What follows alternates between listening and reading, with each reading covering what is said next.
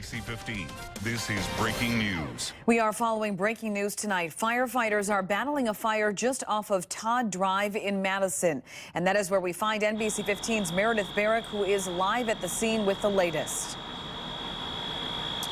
Still a very active scene out here. Firefighters were called around 8:45 to Arbor Gate.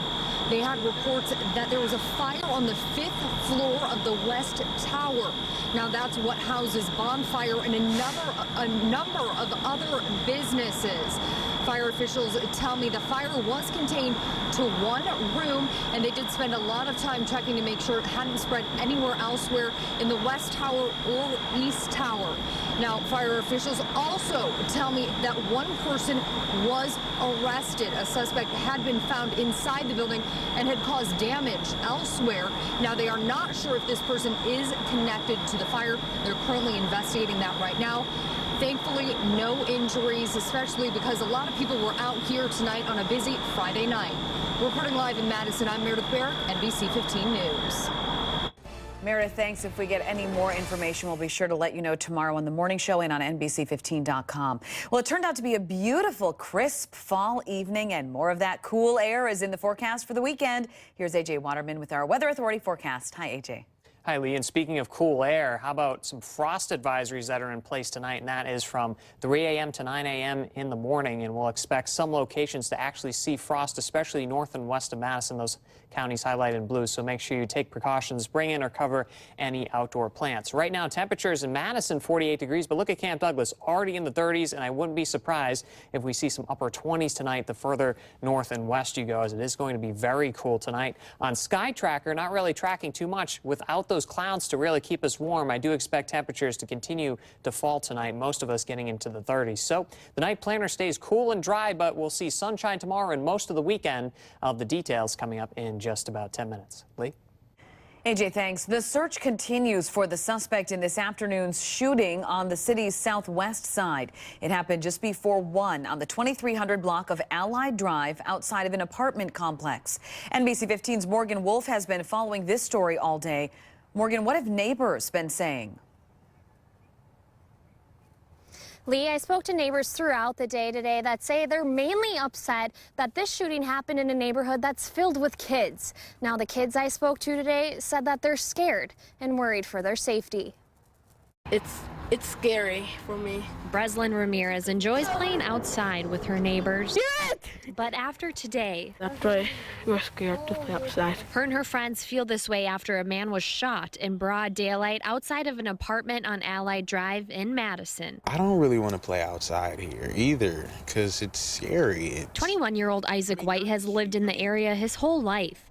He says this is the first he's seen a shooting on this block. It comes off like they're getting bolder and bolder as they keep going, and it just gets closer and closer to schools and community centers. The shooting happened across the street from a learning center and a block down from the Dane County Boys and Girls Club, where hundreds of kids frequent on a weekly basis. This is very across the board. We're seeing this very uniformly distributed. The only places where the shots fired calls aren't going off the rails is central. Kind of wonder and think like, are my family members safe on this side of the area of Madison, or are they not? Breslin wonders the same thing. They could kill people, or else when they shoot the guns, they could shoot their friends. Could like kill somebody of my family or something. We should never play with guns. Now, this is the 99th shots fired incident that's happened in Madison this year, and the second one this week that's happened within blocks of a school or children's learning center. Live in Madison, Morgan Wolf, NBC 15 News. Morgan, thanks. A personal injury lawsuit was filed today in Dane County Court by Brian Gritner, the man whose house exploded in Fitchburg back in August. The explosion happened on Sherrill Drive near Fish Hatchery Road. Court records show the lawsuit is against Sears, Home Delivery Link, a number of insurance companies, and a man who was hired to install an appliance in the home. We reached out to all of the companies named in the lawsuit, and only one has responded. A Sears spokesperson says, quote, "We have no comment on this pending litigation." The lawsuit filed today claims that when a clothes dryer was replaced in 2011, the man installing the new dryer failed to cap off an open end of natural gas piping at the home. Attorneys believe that the escape of natural gas through the uncapped piping is the cause of the explosion. That's Grittner's attorneys. We also reached out to his family today, but they declined to comment. This just in tonight, House Speaker Paul Ryan has retracted Donald Trump's invitation to an annual fall festival here in Wisconsin tomorrow. This is following the release of an audio tape from 2005 in which Trump made lewd comments about women. Ryan says, quote, "I am sickened by what I heard today. Women are to be championed and revered, not objectified. I hope Mr. Trump treats this situation with the seriousness it deserves and works to demonstrate to the country that he has greater respect for women than this clip suggests." In the meantime, he is no longer attending tomorrow's event in Wisconsin. Donald Trump says his running mate, Mike Pence, will campaign here in Wisconsin in his place. And Trump is apologizing tonight for those graphic comments made over an open microphone 11 years ago. NBC's Brian Moore has the latest. An old recording creating new problems at a bad time for Donald Trump. I moved on her, and I failed. I'll admit it. I did try and her. She was married. Trump's graphic 2005 comments on an Access Hollywood bus were captured by an open mic. Months after marrying Melania, he bragged about kissing and groping other women without permission. And when you're a star, they let you do it. You can do anything. Trump issued a statement saying this was locker room banter, a private conversation that took place many years ago.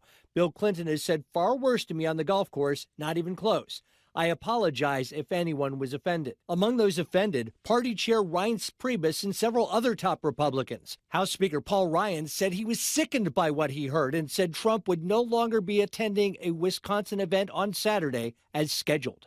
Hillary Clinton tweeted, "Women have the power to stop Trump." As the stage for Sunday's debate takes shape in St. Louis, Donald Trump's struggle to connect with women just got a little bit tougher. Brian Moore, NBC News, Washington. Coming up on NBC 15 News at 10, meningitis cases at UW-Madison. We'll have the latest. And it's Friday, and that means the Blitz. We'll have all of your highlights coming up.